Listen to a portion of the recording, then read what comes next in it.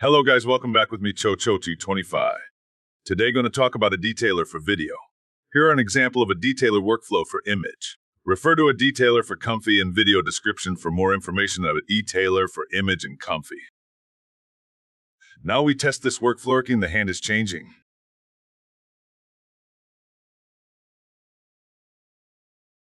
But now we change load image into load video.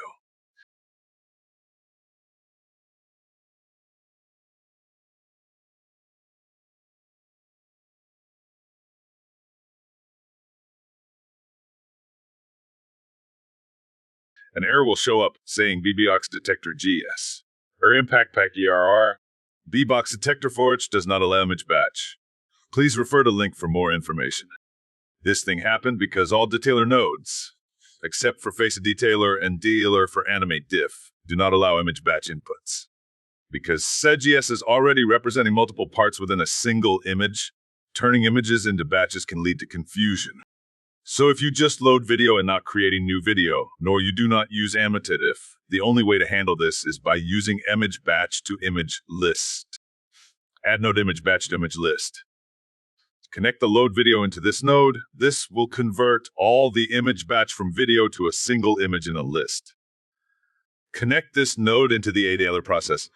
This will make a detailer handle this video as a single image for each frame, so it will not look the previous frame for consistency.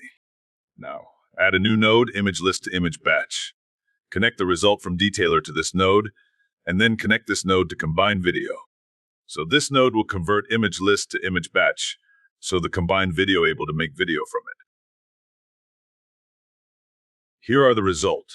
The minus part from this is since every single frame treated as a single image, you might see a lot of inconsistency on the result, especially if a detailer failure for the part that detect that you want to repair in some frame.